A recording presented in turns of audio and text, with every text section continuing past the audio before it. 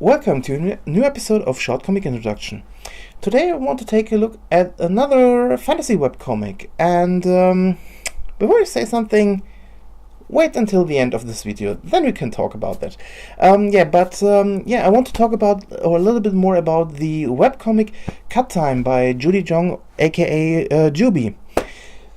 Before I start, get a little bit more into this one, how to put it. First, I'm absolutely glad that she let me do this and talk a little bit about this about her comic in my video series. But also, people, I'm honest, this one is with one of my absolutely favorite webcomics at the moment. And if you want to know something, read it. It's absolutely fantastic. And I know not many people will start this and think, what's so fantastic about this one? And before I say anything, one of my favorite stories is still Spice and Wolf, and this one kind of reminds me of the way that story goes. So yeah, let's get a little bit deeper in this one.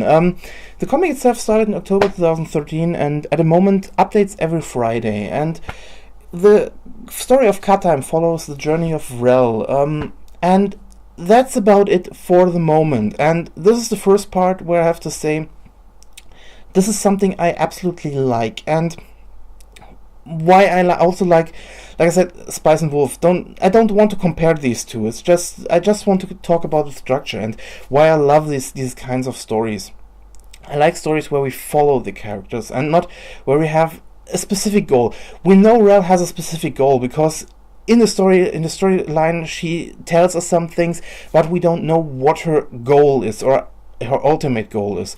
So for me at the moment it's more kind of like a road traveling story where we follow this character on her journey. And what I really love about these kinds of stories are what happens and how the characters interact with the world and also interact with themselves. And this is the second part why I really love this story and how it's told. When we start this comic, the first thing we see is a dream sequence, and this is totally different than anything else in this comic. From the dark tone, and it's absolutely it's like I said, it doesn't look like the rest of what we see until now. So I don't know what, maybe we see something like that in the future. I don't know, but it's really different. Then we start slowly. We see our main protagonist, and she wakes up, she walks through the next town, and everything what follows there. We still don't know, after the first page, we still don't know anything, and everything what comes, everything we will learn will be shown to us slowly, and this is freaking fantastic. Everything is shown in a way that's let's say it's all feels natural. Everything in this world, every character and every person here feels like this is a real person who talks like this, who acts like this. We have some a little bit different later on, but for a start, and even when we are introduced to some other characters, foremost a character called Naylan, even the way his craziness works. I think the craziness works in a normal way. I know this sounds crazy, but he is a very how to put it, a very crazy character in so many ways. But still, like I said, the way he interacts with how he interacts with Rel, and another character we relatively quick learn about, Solus. The way he interacts is very normal for his kind of character. It doesn't feel out of place. Even at first, even if we are introduced to him, it really feels like this is a character who would work in this kind of world. And I really love this one. Another thing I really find interesting, even if we are starting with Rel as our main protagonist, I have the feeling the story is more told about from the viewpoint of our secondary main character, we get to know Solus.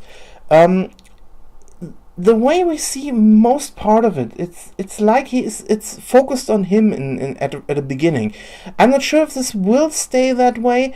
I'm just going from the flashbacks we have, because there are flashbacks about the characters, and also this is, I think they work great, because even there we don't have this kind of, we put everything from the exposition directly in your face. Everything is moving slowly and moving, let's say, you discover slowly more things about the world, about the characters, and it's interesting to see how some connections are there that you haven't seen at first. I know it's hard to explain, but like I said, I try to keep the spoilers at a minimum in these videos, just because I think some comics have so many interesting points or storytelling ideas that it isn't, or I don't want to spoil them. I want that you are surprised when they happen.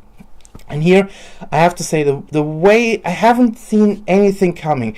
The only thing I think didn't quite work for me, this is only one small part of this, is the introduction to our kind of villain. Like I said, I am not sure from the characters how they will work, but I have the feeling this is the kind of villain we will see at the continuation of this story. But yeah, I think this was the only part I'm really little bit sad, because every other part was more this surprising. We will talk about it now because it's some kind works in the situation that we learn about the characters. Just an example, because it's nothing major, but when we first see Rel, she has this bird on her head, and you can say it's a pet or something like that. And when she's on the market and runs into someone, we learn that she's blind, and the bird is her eye, so to speak. And I like the idea how it's introduced to you, because she runs into someone, he gives her something, she wants to thank him, and there's the first part where she says she can't see really, and he makes the connection that she's blind. And I like the idea how it's later told how she came into possession of that bird, or how these two came together. It's not that we from the beginning we know that. We only know that the bird is somehow her eyes, and it works that way in so many situations. But why it's this way, we really don't know until later in the story, when she retold some parts of her story. Like I said, it's very clever written all about. And this, like I said, the only part I thought was a little bit off was the introduction of this villain-like character, because this was the only thing I thought it was out of place. The rest is brilliant. The rest is really absolutely brilliant. I never had the feeling everything worked out. Again, it's really fun. It's fantastic. I really highly recommend just to read it for the story. But this is not everything. The other parts I really like. Like I said, everything. It's not only the story itself. It's the way everything feels, the pacing of everything. It's a very slowly told story, but when there's a little bit more, let's say, motion in it, it's really fast. It doesn't feel wrong. It doesn't feel like we have a little bit action scene now just to have it in there. It just feels absolutely. It works. It works it perfectly fits in another. Never had the feeling that there's something really wrong. And again, absolutely fantastic. Like I said, everything, the feeling of this world, everything really works out. Another part I have to admit was also one of the things. Okay, well, let's start it this way. This comic I knew for over a year. I had it in my list. I had it in my list because sometimes I check what's to links, and I checked that out. And at first glance, I love the logo of this one.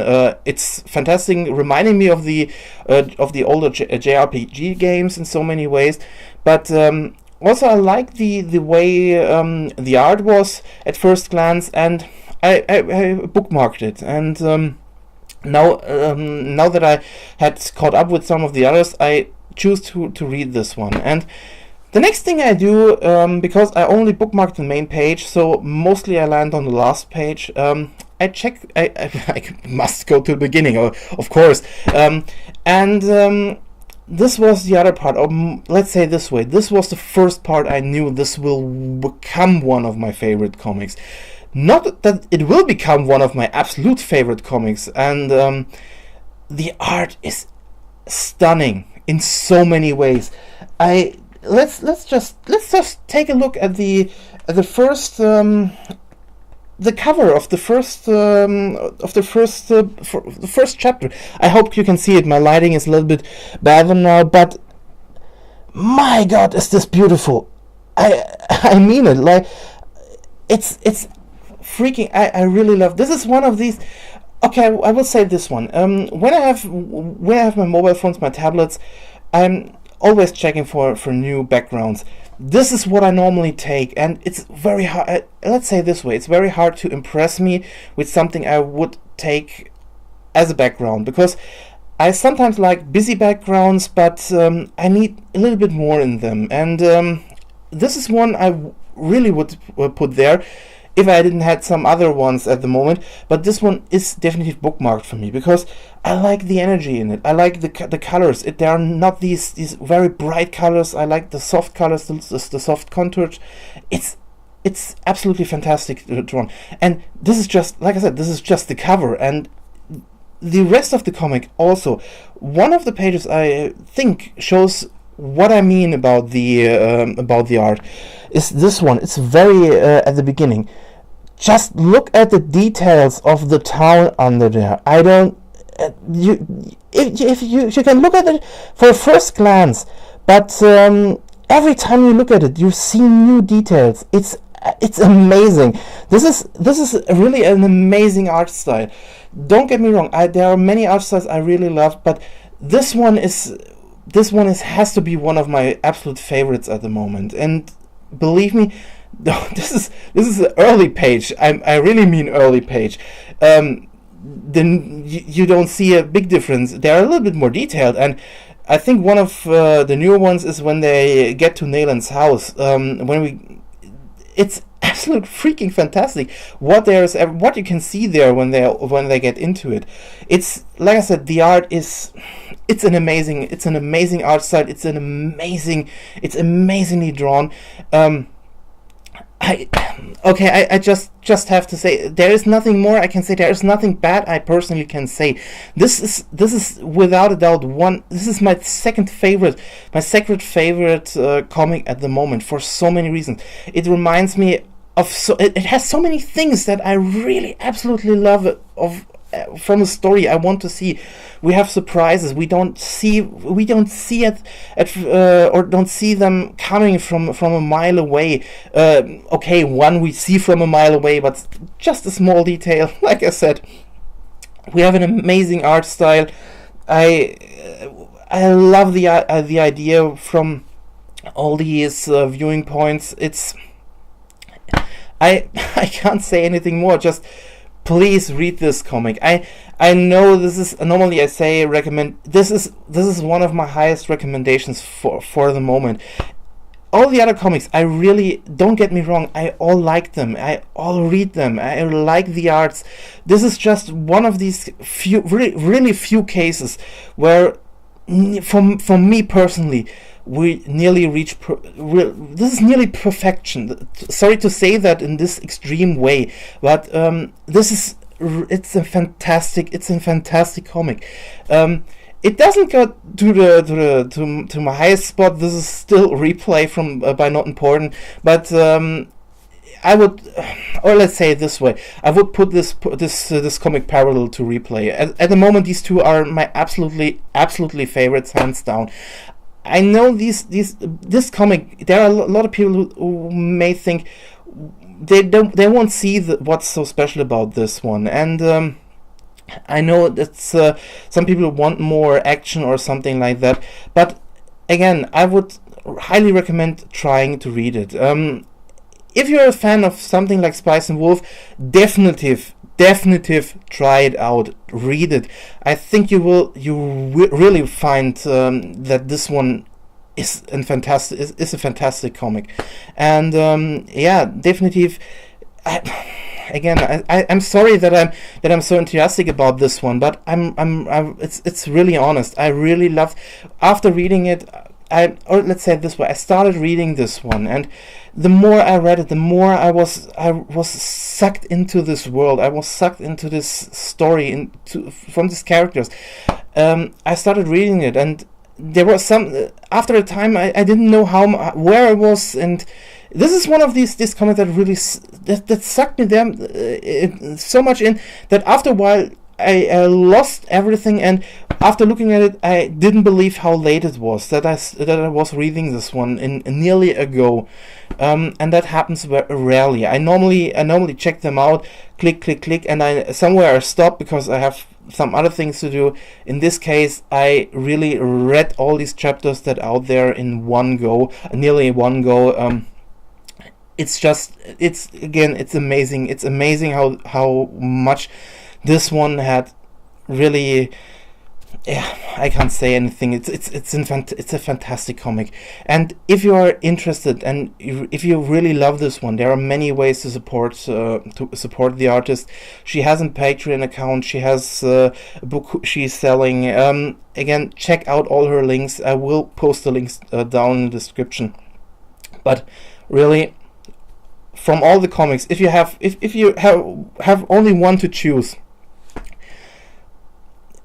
Okay, first Replay and then this one, but I would say if you have a handful to choose, check out Replay, check out Cut Time. Both are amazing comics, but I think this one is especially interesting for people who like these kinds of slow-moving fantasy stories with brilliant characters and an interesting way to tell the story. This one is hands down an amazing comic. I can't say any more about this one. Definitive check it out. It's I don't know what to tell you. Check it out. I will read this one, and I really hope this one will go on, and that in a year I can come back and talk a little bit more about this one. I really hope this one won't. I really hope this one we will see so much more of this one. There is so much potential even now, that things that will still come. And again, check it out, definitive. And just for the end of this video, I know what I said. I know I'm still a sci-fi guy, and I know that I have so many fantasy comics up there where I say I really love them, and I will say something. I hate standard fantasy. I love the fantasy stories from indie artists. I love the more let's say not so normal kind of fantasy stories. So I changed that. I don't hate all fantasy stories. I hate the standard fantasy stories. Where you can all see in movies and the normal media. I don't like them, but I like these very different kinds of fantasy stories. So before you write any hate comments about that one, yeah, that's why I said this one. Yeah. So again, thanks for watching. Check Cut Time out if you have time. You won't regret it. And see you soon in one of my next blogs. Thank you for watching.